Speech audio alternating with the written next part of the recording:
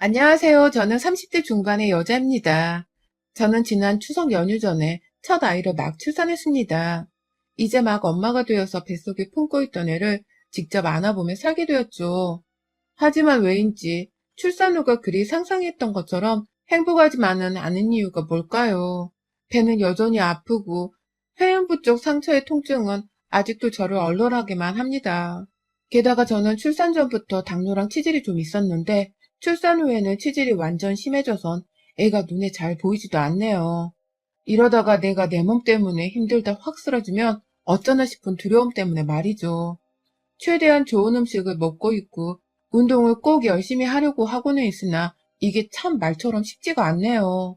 애는 밤새도록 울어대느라 새벽에 잠도 제대로 못 자는데 이 갓난아이를 코로나가 아직 끝나지도 않은 세상 밖으로 데리고 나갈 자신이 더더욱 없더라고요.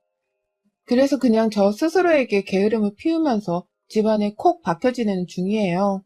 다행히 남편이 혼자서 외벌이를 해도 저희 두 식구 정도는 부담 없이 먹여 살릴 수가 있었는지라 경제적인 걱정은 따로 하지 않았고요. 하지만 이런 제가 지금 노트북을 켜고 사연을 적어보내고 있는 이유는 분명히 있었습니다. 내 몸이 아픈 와중에 아이가 자라고 있어서 신경이 온통 육아에만 곤두서야 할 지금 이 시기에 불현듯 꼭 사연을 적어보내야겠다고 결심을 한 이유가 있었죠. 그건 임신한 내내부터 저를 거머리 마냥 달라붙은 채로 괴롭히던 시어머니 때문이었습니다. 정신없이 산후조리를 치르면서 보니 우리 시어머니가 얼마나 진상이고 사람 이하의 짐승 같은 분이셨는지를 뼈저리게 알겠더라고요. 같이 자식을 놓고 사는 부모의 처지가 되어보니 제가 시어머니의 입장을 더더욱 이해하지 못하게 된 것이었습니다.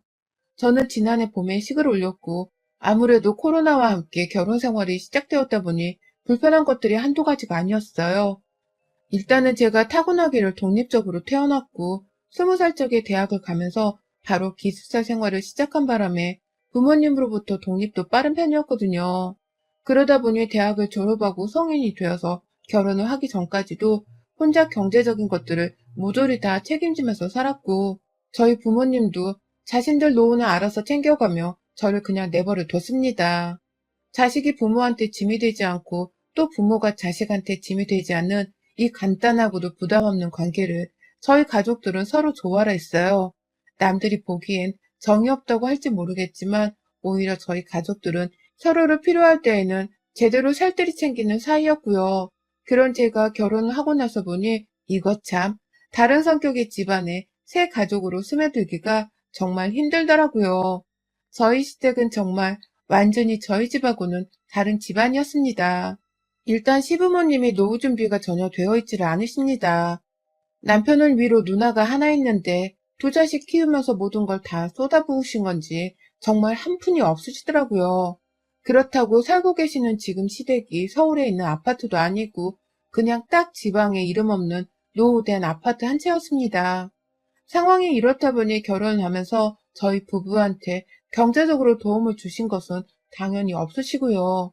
제가 여전히 기억이 나는 게 신혼집 전세를 계약하기 전 집안을 채울 살림살이는 남편이랑 반반씩 준비를 해야 할 것 같다고 말씀을 드리니 우리한테서 뭐 얻어갈 생각하지 마라. 우린 죽어도 내줄 돈이 없으니까. 라고 하면서 미리 철벽을 치시며 딱 잘라 말을 하셨어요. 빌려달라는 소리를 하는 것도 아니고 남편이랑 반반 결혼을 하겠다는데도 자신들한테 손을 벌릴까 싶어서 미리 철벽을 치더라고요. 참 대단한 분들이라 생각을 했죠. 남들은 10,000원짜리 한 장이라도 더 벌어다가 자식 손에 쥐어주고 싶어서 고민이라는데 우리 시부모님은 자식이 한 푼이라도 더 뺏어갈까 싶어 그걸 걱정하시나 싶었거든요. 하지만 결혼을 하고 나니 이런 고민은 제가 오해를 한 것이더라고요. 시부모님이랑 남편이 서로 동거래 같은 건 절대로 안 하고 사는 줄 알고서는 저희 집이랑 비슷하다고 생각을 했거든요. 그래서 오히려 시부모님이 참 매정해 보이더라도 굳이 남편한테 쓴 말을 하지는 않았습니다. 자식한테 한 푼도 주지 않으려 하는 시부모님은 분명 노후에도 자식한테 손을 벌리지 않을 것이라고 생각을 했으니까요. 그런데 웬걸 결혼을 하고 나서 보니 시부모님은 정말 지독한 아들 바라기더라고요. 결혼하면서 푼돈 주기 싫다고 했으면서 결혼하고 나서 아들네 집에서 얻어먹을 수 있는 것들은 다 쪽쪽 빨아먹겠다는 식으로 덤벼들었습니다. 특히 시어머니는 아주 전투적으로 아들에게 덤벼드셨어요. 결혼한 신혼집에 다이닝 테이블이 아직 들어오지 못해서 저희 부부가 거의 매번 소파에다가 신문지를 깔아놓고 밥을 먹은 시기가 있었습니다. 배달 일정이 생각했던 것보다 늦춰져서 저희 부부도 살짝 당황을 했었더랬죠. 그런데 시어머니는 그 와중에도 계속해서 집에 초대를 언제 하냐면서 연락을 하시더라고요. 사시는 곳에서 서울까지 오기 위한 차 한 대도 없는 분들이 차 타고 어디 서울 가는 길 좀 구경해보자 라고 하시면서 자꾸만 남편한테 데리러 오라는 소리까지 하면서 말이죠. 지금도 그렇지만 그 당시에도 코로나는 계속 유행을 하고 있었고 지금은 제가 애를 낳고 직장을 그만둔 상태였지만 그땐 저도 일을 하는 중이었거든요. 남편과 둘이서 맞벌이로 일을 하느라 평일 내내는 각자 일하는 것에 바쁜 사람들이었고요. 그런데도 시어머니가 보채시는 바람에 결국 남편은 주말에 데리러 가겠다면서 시부모님 집에 갔고 정말로 한참이 지난 후에 시부모님을 모시고 집에 왔습니다. 제가 분명 집안에 테이블이 없어서 밥 먹을 곳도 없다고 말씀을 드렸음에도 불구하고 시어머니는 괜찮다, 괜찮다 하면서 찾아오시더니만 집 근처 유명하던 식당으로 이틀 내내 외식을 하러 나가셨습니다. 집안에서 못 먹으면 밖에서 사 먹으면 된다 하면서 저희 남편 지갑을 챙겨 나가더라고요. 코로나로 인해서 사람들이 텅텅 비어있는 식당에도 잘만 들어가서는 삼시세끼 그렇게 챙겨 드시다가 결국 평일이 된 화요일까지 저희 집에서 지냈고 남편이 도저히 시간을 낼 수 없다며 KTX 표를 끊어서 집으로 보내드렸었어요. 그 후에도 남들은 코로나 때문에 조심하며 산다고 하는데도 저희 어머님은 그저 저희 부부가 서울에 겨우 구한 좁은 전셋집 하나를 무슨 별장으로 생각을 하시는 듯이 오고 싶다고 하면서 자주 왕래를 하셨고요. 그렇게 와서는 저희 집에서 푹 쉬면서 얼마나 외식비로 돈을 써댔는지 모릅니다. 그걸 거절할 수도 없다면서 남편은 구태여 돈을 써댔고 저는 저대로 매번 코로나 걱정에 신경이 예민해져 있었죠. 그렇게 시어머니로 인해서 심신이 불안정한 시기에 임신을 하게 되었고 애가 행운아인 건지 그 후로는 시어머니 발길이 좀 많이 끊겼어요. 남편이 코로나 조심해야 하니까 당분간은 오지 말라면서 말씀을 드린 덕분에 시어머니도 알겠다며 군말 안 하시고 발길을 끊으신 것이었습니다. 그리고 저는 그로부터 딱 2주 정도만 시어머니의 연락 없는 소식을 기뻐하다가 얼마 전 출산을 할 때까지 엄청난 괴롭힘에 시달리게 되었습니다. 우리 아들이 평생 엄마한테 오지 말란 소리를 안 하던 애인데 네가 임신했다고 딱 발길을 끊게 만든 게 난 너무 상처다. 네가 어떻게 내 아들을 꼬셨는지는 잘 모르겠지만 혹여나 네가 임신을 했다고 내 아들 앞에서 유세를 떨고 있으면 내가 가만 안 둘 거다. 꼬박꼬박 네 남편 밥도 잘 챙겨 먹이고 집에서 여자가 할 도리는 다 하면서 네 뱃속 아기보다 네 남편을 더 떠받들고 살아야 한다. 알겠니? 라는 말씀으로 저한테 선전포고를 하더니만 그 후 아주 꼬박꼬박 제가 남편한테 뜨신 밥을 먹였는지에 대해서 확인을 하고 그걸 직접 두 눈으로 보겠다면서 영상통화를 걸어오더라고요. 집에 오지 말라는 건 코로나 때문에 서로 겪게 될 위험을 최대한 줄이자는 의도였는데 시어머니는 그저 제가 불려시 마냥 남편을 꼬드겨서는 집으로 눈길도 주지 않게 시켰다고만 생각을 하셨습니다. 그에 대한 오해를 해명도 하기 전에 어머님은 이미 저에게서 단단히 삐져서는 제 말을 듣지도 않으시곤 매번 자기 할 말만 하려고 전화를 하셨죠. 통화라는 게 서로 대화를 하는 재미가 있는 것이고 제가 아무리 결혼을 했다고 한들 뱃속 아이 태교나 집안일은 함께 하면서 사는 건데 시어머니는 그저 여자 타령을 하면서 제가 혼자 노동을 하길 강요하셨어요. 뱃속에 태어날 아기가 불쌍하지도 않으신 건지 매번 임신했다고 유세뜰 생각은 절대 하지 마. 네 뱃속 아기보다 네 남편이 먼저야. 라는 말씀도 주기적으로 하셨죠. 마치 독재자가 시민들한테 주입식 교육을 시키는 것 마냥 말입니다. 그리고 이런 히스테리는 제가 임신을 하고서 직장을 그만두기까지 내내 이어지다가 추석 전 출산을 하고 입원을 하면서 그게 달하게 되었어요. 제가 아이를 자연분만으로 낳았습니다. 원래 자연분만을 당연스레 생각하고 있었고 다행히 남편과 집에 함께 있을 때 진통이 온 바람에 병원으로 재빠르게 올 수가 있었어요. 진통을 거의 9시간 가까이 하고서는 딸아이를 낳았고 출산 부위가 정말 찢어질 듯 아팠지만 무통주사로 견뎠습니다. 얘도 잘 울고 손가락 발가락 다 있다고 하니 근심 걱정은 뒤로 한 채 정말 큰일을 해치웠던 개운한 생각뿐이었어요. 그런데 제가 출산을 하고도 소변이 제대로 나오질 않아서 소변줄을 착용하게 되었습니다. 제왕절개 하는 분들만 하는 건 줄 알았는데 자연출산도 소변줄을 꽂으니 저 당사자도 참 당황스러웠어요. 이게 진통제를 먹고 있다 보니 출산 상처 부위가 아주 가끔씩만 아파봤지만 그럼에도 불구하고 움직일 때마다 신음소리가 절로 나올 만큼 통증은 느껴졌고요. 소변줄을 꽂고 나니 가벼운 움직임마저도 부담스럽고 너무 힘들더라고요. 손에는 링거주사도 있었고요. 그런데 저희 시어머니는 제 상황을 남편이 사진으로 찍어서 가족들에게 전송해 보여주고 있었음에도 불구하고 그렇게나 저를 향해 투덜거리셨습니다. 처음엔 수고했단 말을 잘도 하더니만 그런데 네 남편은 네 옆에서 뭘 먹고 있니? 병원에서는 네 남편 밥도 챙겨주는 거지? 라고 자기 아들 밥 먹는 걱정을 하시더라고요. 그러면서 새삼 내 아들은 또 무슨 고생이라니 라며 자기 아들이 힘들겠다는 짜증을 부리셨죠. 막 출산을 하고서 소변줄 꽂고 있는 며느리한테 전화로 건넨다는 말이 자기 아들 걱정이라니 기분 더럽더라고요. 시어머니의 짜증에 저도 막 짜증이 나려고 하고 뭐 이딴 소리를 병원에 누워있는 며느리한테 하는가 싶어서 전화를 받다 말고 아프다고 하고는 그냥 남편에게 바로 핸드폰을 건네주기도 했었습니다. 한 번은 제가 혼자 듣다가 끊어버린 적도 있었고요. 제가 총 입원을 4일간 했거든요. 소변줄을 착용하고 나서 잔뇨감이 없을 때 퇴원을 할 수 있게 된 거라서 예상보다 좀 입원이 오래 걸렸죠. 그런데 이 내내 시어머니는 한결같이 제 남편 밥 타령을 하셨습니다.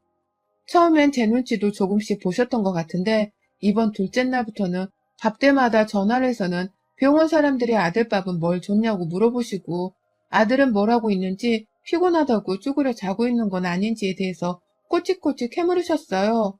병원에서 남편 밥이 나오긴 나왔고 그래서 제가 어머니께 남편도 밥을 잘 먹고 있다고 매번 말씀을 드렸거든요. 답답한 마음에 그냥 남편을 바꿔드리겠다면서 남편한테 핸드폰을 던져준 적도 있었고요. 그런데 어머님은 며느리 바꿔 라고 하면서 다시 저에게로 수화기를 돌리셨어요. 그리고는 어디서 먼저 시어머니 전화를 바꾸려 하냐면서 혼을 내셨죠. 다시 한번 말씀드리지만 저는 그 당시 내내 소변줄과 링거를 꽂은 채 입원해서 누워있는 상태였습니다. 그런데도 어머님은 이런 저를 제대로 걱정해주거나 진심으로 아이를 낳아서 축하한다고 인사를 해주지도 않았어요. 은근히 그런 말을 기다리고 있던 저도 슬슬 기대를 하지 않게 되었고 핸드폰만 울리기 시작하면 시어머니의 히스테리를 또 감당해야 한다는 생각에 머리 끝까지 화가 솟구쳤습니다. 그러는 와중에 어머님은 점점 더 대담해졌어요. 남편의 밥 타령은 아주 기본 중에 기본인 잔소리가 되었고요. 슬슬 자신이 왜 병원 안에 들어와 아이를 보지도 못하고 저를 보지 못하는지에 대해서도 따져 물으시더라고요. 이번 추석날까지 우리나라에 여전히 코로나가 발생하고 있었잖아요. 지금은 2,000명이 넘었다고도 하고요. 상황이 이런 줄은 TV만 틀면 너도 나도 뻔히 알 텐데 시어머니는 코로나에 대해서 전혀 모르는 사람인 것만 같았습니다. 병원에서 코로나를 이유로 산모의 보호자도 남편 하나만을 들어오게 했는데 그걸 제 탓이 아니냐고 억지를 부리면서 짜증을 내는 분이 바로 저희 시어머니셨어요.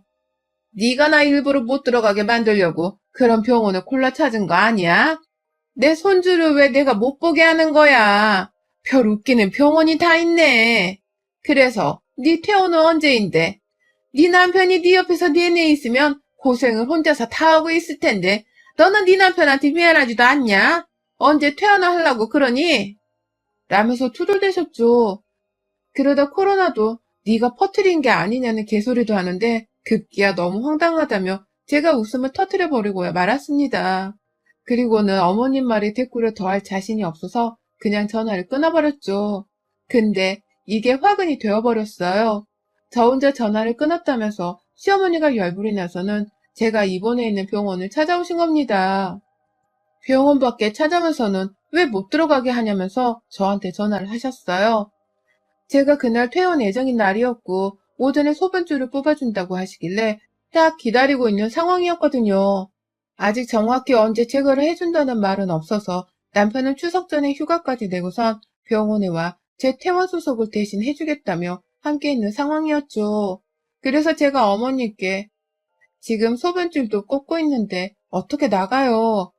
여기 보호자 한 사람 말고는 못 들어오는 곳이라고 어머니께 분명 말씀도 드렸는데 일이 찾아오시면 라면서 말씀을 드렸는데요. 어머님이 제 말을 잘라먹으면서 그럼 내가 여기까지 왔는데 그냥 가리?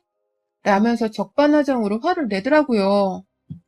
결국 남편이 대신 나갔는데도 상황은 달라지지 않았고 시어머니가 하도 들여보내달라고 난동을 부리는 바람에 저희 가족이 정말 쪽팔린 걸 무릅쓰고서 1인 병실이었던 저희 방으로 황급히 시어머니를 데려왔어요. 간호사 허락을 받았는데 그마저도 정말 짧은 면회만 허용해주겠다고 해줘서 정말 죄송하다고 연신 사과를 하면서 겨우 말입니다. 저나 제 남편 얼굴도 병원 사람들을 보기 민망해서 시뻘개져 있고 시어머니는 그런 저희 속을 모른 채 들여보내줄 수 있는 걸 왜 그건 못한다고 거짓말했냐? 나쁜 년. 이러며 저를 탓하고 계셨어요. 저희가 매달려서 시어머니를 들여보낸 건데도 그걸 빤히 같이 보셨음에도 불구하고 모른 척 저를 비난하는 꼴이 가관이었죠. 그러다 시어머니가 제 옆에 있는 아침밥상을 보고는 불현듯 뭐가 떠올랐는지 남편을 보면서 말씀하시더라고요.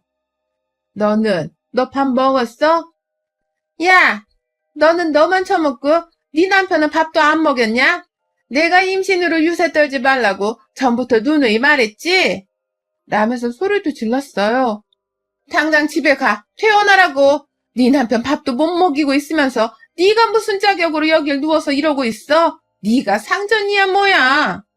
라면서 누워있는 저를 당장 일으켜 세우겠다고 제 어깨를 들쳐 올리려고 하는데 와, 그 순간 저도 정신이 돌더라고요.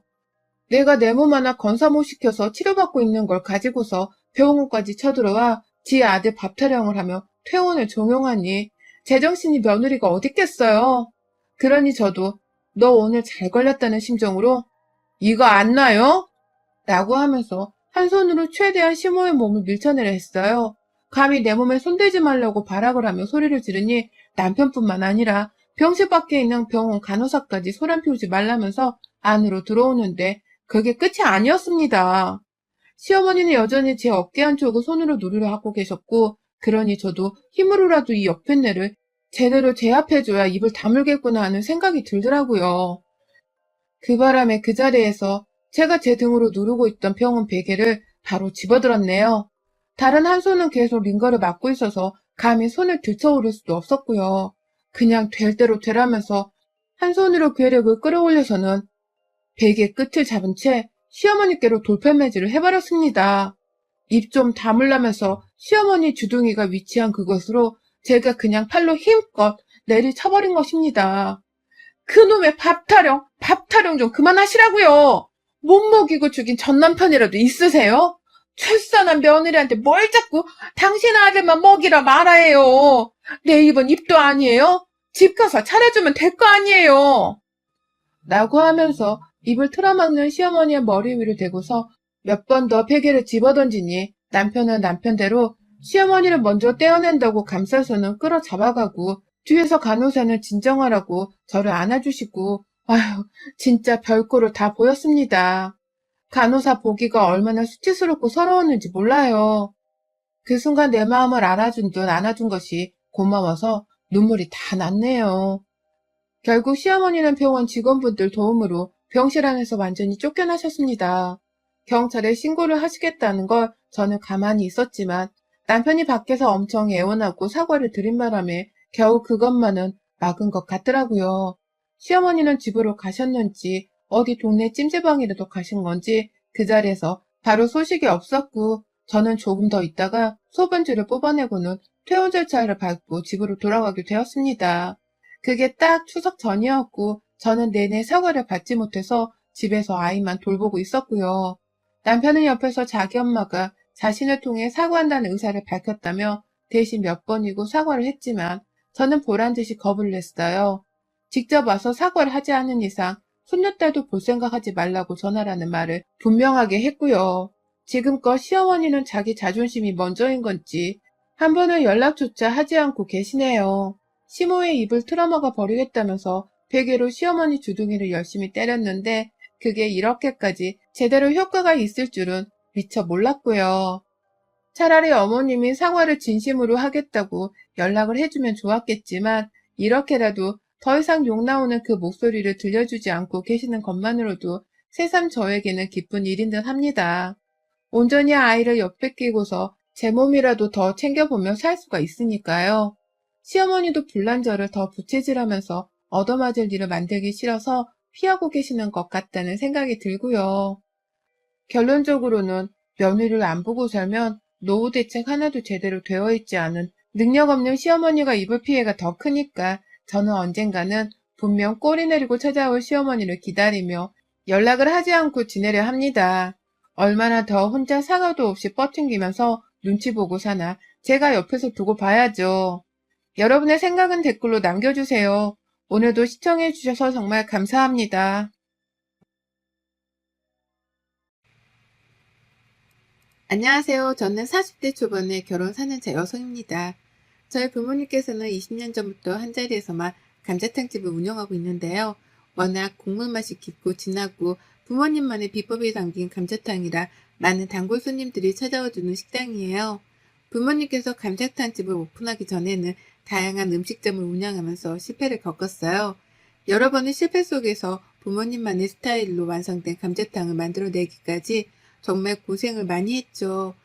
제가 결혼을 함과 동시에 SNS를 통해서 줄 서서 먹는 감자탕집으로 입소문이 나면서 전국 각지에서 찾아오는 손님들로 더욱 매출이 늘어나게 되었어요.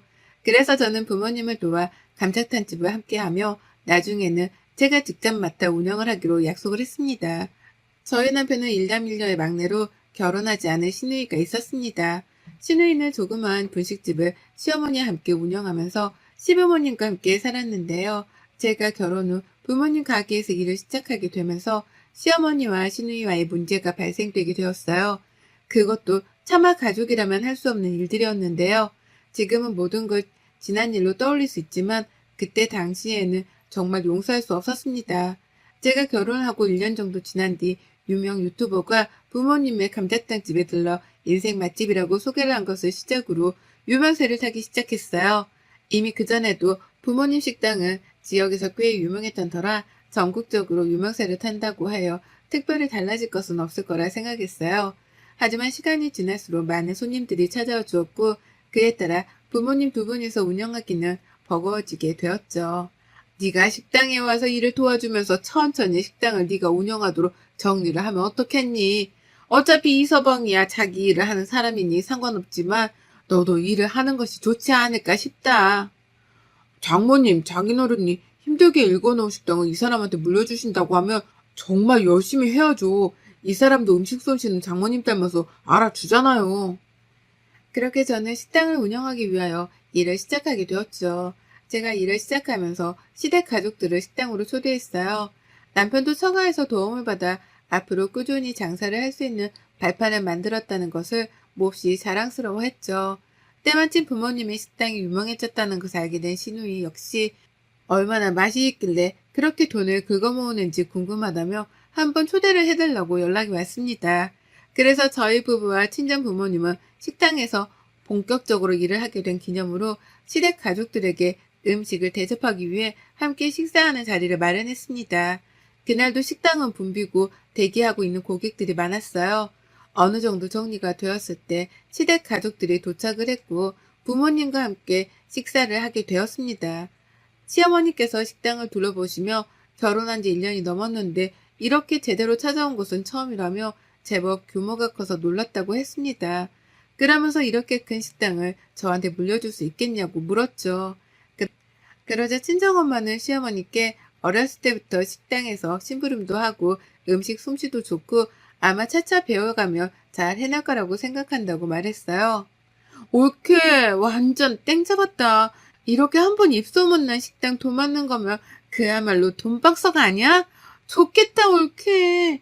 우리 분식집도 이렇게 대박이 나야 하는데 우리 분식집에도 이런 비법 국물 있으면 딱인데 사돈한테 말해서 아무래도 비법 공유 좀 받아야겠다. 누나, 비법을 아무한테나 알려줘? 그냥 맛이나 봐. 우리 처갓집 감자탕 먹지? 다른 곳은 못 가. 진짜 내가 와이프랑 연애 때 결혼 결심한 게 바로 이 감자탕 국물 맛이라니까?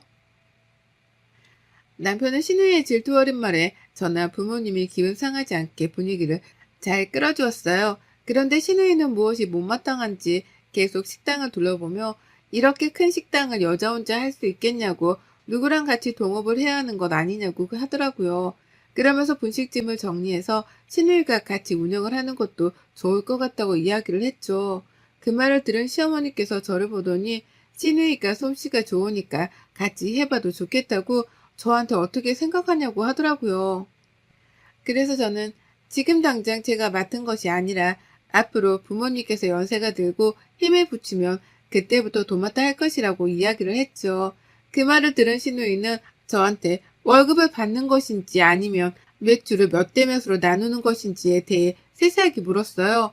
그리고 월 매출이 얼마냐며 비법이나 알려주든가 아니면 같이 했으면 좋겠다는 말을 지속적으로 했어요. 그러자 남편은 궁금한 것도 많다며 와이프랑 장인어른이 알아서 하실 것을 뭘 물어보냐고 그만 물어보라고 했죠. 하지만 신우이는 음식이 나오기 전까지 계속 이렇게 큰 식당 유명세 탔다고 바로 초보가 운영하면 쪽박은 식은 죽 먹기라고 그래서 뭔가 해본 사람이 해야 하는 것이 맞은데 사돈어른이 많이 힘에 붙인 것 아니냐고 하더군요. 마침 음식이 준비되었고 시어머니와 신우이가 처음으로 감자탕 맛을 보았어요. 결혼 후에도 처음으로 사돈에게 맛을 보여드린 만큼 친정 부모님도 제법 긴장이 아니 긴장을 했죠. 국물 맛을 본 시어머니께서는 깜짝 놀라시며 여태껏 먹어본 음식의 맛과 전혀 다르다고 어떻게 이런 국물 맛을 내냐고 물었죠. 그래서 저는 친정 부모님의 비법인데 아직 저도 정확히 모른다고 이야기를 했어요. 그러자 신우이는 이 국물만 감자탕만 아니라 육개장 같은 음식에도 잘 맞을 것 같다며 비법을 알려달라고 했어요. 그러면서 이참에 분식집 업종을 바꿔서 한번 차려봐야겠다고 했습니다. 저는 그때까지만 해도 그 말이 그냥 별 생각 없이 한 말인 줄 알았습니다. 얼마 후 신우이는 저한테 연락을 해서 만나자고 했습니다. 저는 식당으로 출근 전 신우이를 만나러 갔죠.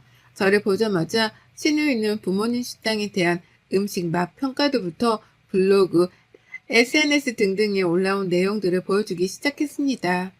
올케 완전 대박이야. 자기네 부모님 진짜 장난 아니던데? 그 국물 말이야. 내가 먹고 몇 날 며칠을 떠올리고 있더라니까? 또 먹고 싶어서 대체 어떻게 국물 맛을 낸 거야? 비법 좀 알려줘. 형님, 저도 잘 몰라요. 아직 부모님께 제대로 배우질 않았어요. 그러자 신우이는 저한테 감자탕 국물로 새로운 음식을 개발해서 장사를 하고 싶다고 했습니다. 그러면서 제게 부모님을 설득해서 비법을 알려달라고 하더군요. 아니면 감자탕 2호점을 내서 장사를 할 수 있게 도움을 달라고 했습니다.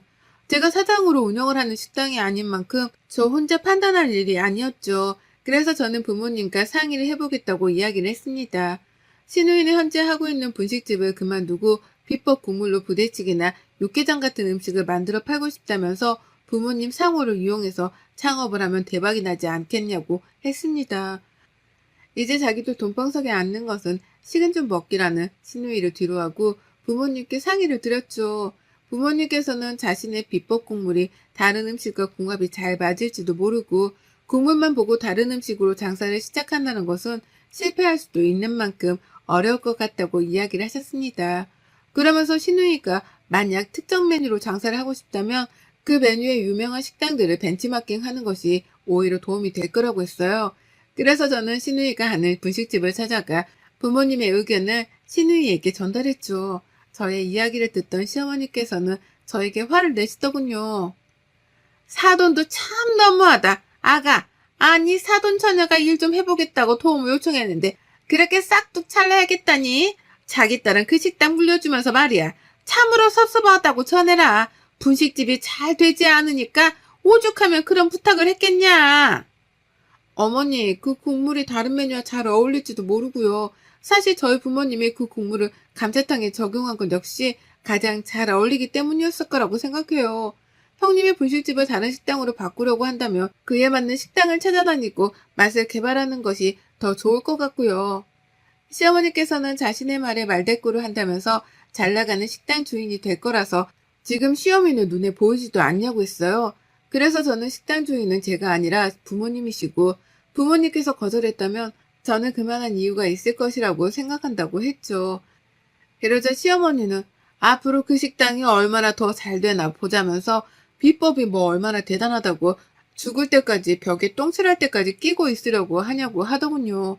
그 말을 듣자 저는 너무 화가 나서 몇십 년을 고생하다 개발한 국물 맛이라고 그것을 그냥 막 달라고 하시는 건 역시 예의가 아니지 않냐고 따졌습니다.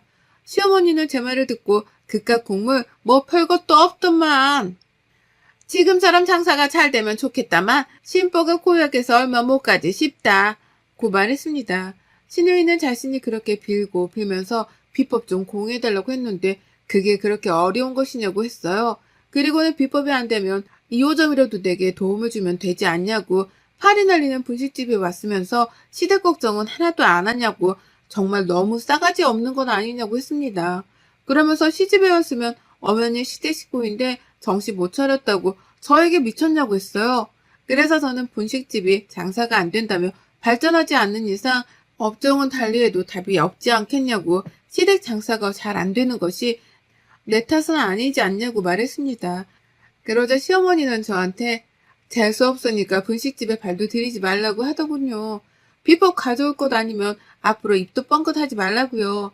저는 그렇게 시어머니와 시누이와 신랑이 난 뒤에 너무 많은 신경을 쓴 탓에 몸살이 걸리고 말았습니다. 도저히 식당으로 출근을 할 수가 없는 컨디션이어서 저는 집에서 하루 쉬기로 했죠. 그런데 그날 저녁 친정엄마의 전화를 받고 너무나 깜짝 놀랐습니다. 친정엄마는 제게 시누이가 친구들과 함께 식당에 왔었다고 했어요. 시누이와 친구들은 음식을 주문하고 사진을 엄청 찍어댔답니다. 주문한 음식이 나온 뒤 한참 음식을 먹던 시누이가 친정엄마를 불러 음식이 왜 이렇게 지저분하냐고 물었다더군요. 그 말에 다른 테이블의 사람들도 모두 쳐다봤고 친정엄마는 당황해서 왜 그러냐고 물었다고 했어요. 시누이의 친구들은 음식이 기다려도 나오지 않았는데 사돈댁이라고 해서 참았다며 그럼 내 음식을 이따위로 내가지고 나오냐고 그릇들을 바닥에 던지고 소리를 질렀다고 했습니다. 저는 그 말을 듣자마자 식당으로 갔습니다. 내가 아직도 심장이 벌렁벌렁한다. 네 시누이가 나한테 감자탕에서 머리카락이 나오고 휴지가 나오고 했다며 음식물 쓰레기를 가져오냐고 하지 않니? 내가 그럴 리가 없다. 머리카락은 그렇다 쳐도 휴지가 왜 나오겠냐고. 내가 다시 해다 준다는데도 그 사진을 찍고 어디에 막 올린다고 난리를 치는 거야. 그런데 몇 시간 후 친한 친구로부터 링크 하나를 받았습니다. 부모님 식당에 대한 악평을 쏟아낸 블로그 글이었습니다. 글의 내용은 오늘 있었던 시누이 테이블의 이야기였죠.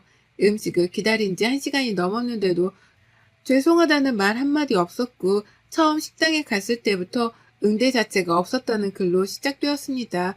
그리고 밑반찬으로 나온 상태는 누가 봐도 재사용된 반찬이었다는 허무맹랑한 글들이었어요. 사진은 모두 처음 세팅된 상태의 반찬이 아니라 이미 몇 번 집어먹은 뒤의 사진들이었고요. 그러면서 모든 음식이 단 하나도 깔끔하지 못했고 숟가락과 컵의 위생 상태는 도저히 더러워서 사용하지 못할 정도였다며 유튜버가 왜 칭찬을 했는지 이해가 안 된다고 쓰여 있었어요. 한 번 간 사람은 다시는 안 간다고 하던데 직접 가보니 이해가 되더라. 내용과 함께 유튜버로 인해서 장사가 잘 되어서인지 주방이 진짜 더럽고 식당에서는 음식물 썩은 내가 진동을 한다는 등 문제가 많아 보였다는 글이었어요. 그 글 끝에는 전국적으로 유명한 음식점이길래 우연히 방문했는데 배째라식으로 더러운 음식물 쓰레기를 내오고도 죄송하다 하지 않았다며 사장이 감기에 걸렸던데 코픈 휴지를 넣고 끓인 감자탕이 아니었을까 싶다는 글이었어요. 저는 보다 제대로 확인하기 위하여 CCTV를 확인했죠. 다행히도 시누이 일행들이 앉은 곳은 CCTV에서 충분히 보이는 자리였고 그 안에서 시누이와 일행들이 한 행동을 모두 볼 수 있었습니다. 음식은 정확히 20분도 채 되지 않아 세팅이 이루어졌어요. 그리고 반찬들은 모두 일행들이 집어먹거나 뒤적거린 뒤 하나하나 사진을 찍는 모습들이 CCTV에 담겨 있었습니다. 그런데 정말 충격적인 것은 감자탕을 어느 정도 먹다가 신우이가 자신의 옷에 묻은 머리카락을 집어넣는 모습이었어요. 게다가 호주머니에서 휴지를 꺼내 넣고는 극자로 마주 뒤섞더군요. 이런 모습이 그대로 담겨있는지도 모른 신우이는 친정엄마에게 삿대질을 하고 카트를 발로 차고 일행들은 반찬 그릇을 바닥에 던지는 등의 말도 안 되는 짓을 했던 것입니다. 저는 바로 CCTV를 따로 저장을 해놓았습니다. 그리고 친구가 보내준 링크에 블로그까지 저장해 놓았죠. 그런데 더 문제는 신우의 일행 중 한 사람이 쓴 블로그 글들이 일파만파 퍼지게 되었습니다. 마치 그 블로그 글이 진실인 것처럼 퍼지게 된 거죠. 저는 시댁으로 찾아가 신우이와 시어머니를 만났습니다. 저는 신우이에게 부모님 식당으로 와서 한 행패가 무엇이냐고 물었어요. 그러자 신우이는 자신은 정말 친구들 앞에서 얼마나 난감했는지 모른다며 그래도 사돈댁이라 자기가 절대 글을 올리지 말라고 했는데 친구가 워낙 파워블로그로 신고 정신이 뛰어나다 보니까 이렇게 돼버렸다며 장사 망하게 생겼냐고 묻더군요. 장사가 망하게 생긴 것이 아니라 그 모든 것이 거짓인 게 중요하죠, 형님. 다 형님이 한 짓이잖아요. 제가 모를 줄 알았어요? 형님이 옷에 묻은 머리카락 집어넣고 주머니에서 휴지 넣고 그거 다 봤어요. 국물 비법 안 알려준다고 그런 거예요? 아니 이게 어디서 지금 지 언니한테 다 뒤집어 씌우고 그래? 내가 아무리 생각을 해도 이상하다 했다. 비법이라고 해봤자 솔직히 뭐 이것저것 넣고 푸푸 끓이는 것이 전부인데 왜 안 알려줄까 했더니 죄다 미혼이고 탓이다고 그런 것들 이빠이 넣고 끓여서였겠지. 저는 시어머니께 소리를 치며 그렇게 말씀하지 말라고 열심히 최선을 다해 산 사람 시기하고 질투해서 이렇게 더러운 짓을 하냐고 따졌죠. 그러자 시어머니께서 그 잘난 국물 맛이 사실은 음식물 쓰레기나 별반 다를 게 없다는 걸 들키니까 쪽팔리냐며 그러게 비법 좀 알려달라니까 그렇게 지들만 배부르려고 안 알려주더니 꼴 좋다고 했습니다. 그 말을 들은 저는 시어머니께 모든 걸 알고 있으면서 나이 먹고 철딱선이 없는 짓을 한 딸을 감싸고 돈이하고 따졌죠. 그러자 신우이는 제게 소리를 지르며 증거 있냐고 자기가 한 증거가 있냐며 따지더군요. 그러면서 자신도 식당에서 장사를 하는 사람인데 어떻게 그런 짓을 하겠냐고 생사람 잡지 말라고 오히려 날뛰더군요. 그 모습에 도저히 용서할 수도 없고 용서하고 싶지도 않았습니다. 그런데 신우이는 자신과 친구들에게 그때 일에 대하여 충분히 손해배상을 하고 진심으로 사과한다며 블로그 글에 사장님이 직접 잘못을 뉘우치고 반성했다고 용서를 빌었다고 써주겠다고 하더군요. 그래서 저는 조만간 그 파워블로거라는 친구한테 명예훼손으로 고소장 날아갈 테니까 변호사 제대로 선임해 놓을 준비하라고 말했습니다. 그리고 나서 저는 모든 사실에 대해 남편에게 이야기를 했어요. 남편은 친정을 찾아가 죄송하다고 사죄를 드렸고 모든 일을 한 사람들에게 손해배상을 청구하고 명예훼손 고소하라고 했습니다. 저는 남편에게 지금부터 제가 하는 모든 행동에 대하여 원망하지 말아달라고 했죠. 저는 변호사를 찾아가 모든 CCTV 영상과 블로그 글을 가지고 명예훼손과 손해배상 청구 소송에 대하여 상의를 한 뒤 진행하기로 결정했습니다. 그리고 그 사실에 대하여 남편과 시어머니에게 알렸죠. 시어머니께서는 아무리 그래도 어떻게 신우이를 고소할 수 있냐고 앞으로 안 보고 살 생각이면 고소 진행하라고 하더군요. 그래서 저는 앞으로 보고 살 생각 없다고 고소하고 유죄를 충분히 받아낼 거라고 대응할 거면 유능한 변호사 얼른 찾으시라고 했습니다. 하지만 제가 이렇게 고소를 준비하는지 몰랐던 신우이와 친구들은 자신들이 한 행동이 일파만파 퍼지자 더욱 재미를 느끼게 되었는지 이미 하루에도 수십 번씩 각종 커뮤니티 사이트나 SNS 등에 많은 비하 발언들을 쏟아내고 있었어요.